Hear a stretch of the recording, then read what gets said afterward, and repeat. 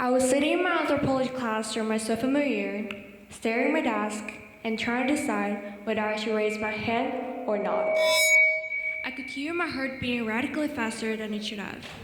I had an idea, but the sentence in my head didn't sound smart enough yet.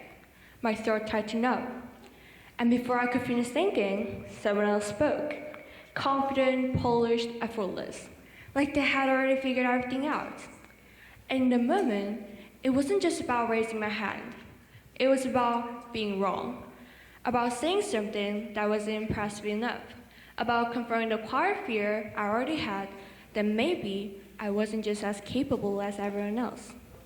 And suddenly, I felt something very familiar. Failure.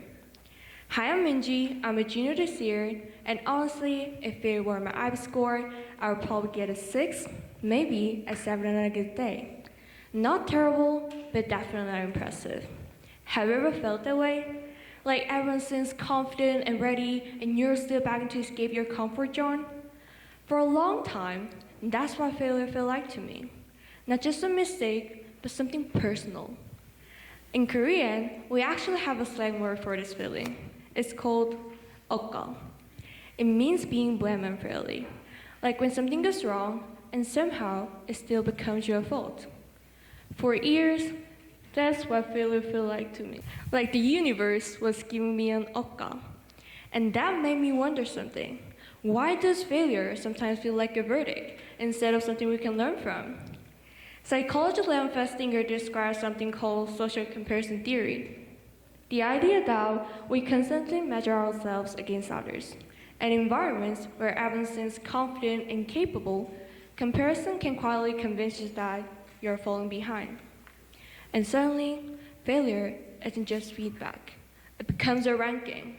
You're not just thinking, I made a mistake, but you're thinking, maybe I'm just not good at this. And when failure feels like a ranking, we stop learning from it. We start fearing it.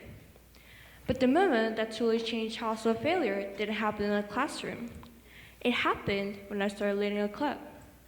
I helped run host a club in my school, a club focused on health science and leadership. When I first stepped into a role, I thought leadership meant having detailed answers. So I planned everything carefully like I was preparing for my exam. A budget, a schedule, a clear vision. At least, that's what I thought. But the reality arrived quickly. Our event budget almost doubled, 2 members left the team, and something worse happened during the meeting. Silence. No one was speaking, not because they didn't care, but because they didn't know what we were doing. And the moment I was sitting there and realizing something. The club was not failing. My leadership was just the first draft. I had assumed everyone understood my vision, but I had never actually explained it clearly. And at the moment, I had a choice. I could treat it as proof that I was not capable, or I could treat it as information, data. And that shift reminded me of something psychology Kerouac explains. In a fixed mindset, failure becomes label, proof of what you are. But in a growth mindset, failure becomes feedback, information, something you can learn from and improve. And that's when something finally clicked for me. Failure isn't a verdict, it's data. Data that tells you what didn't work, data that helps you improve, data that helps you adjust. For a long time, I treated every failure like a verdict, like the moment was the final version of me.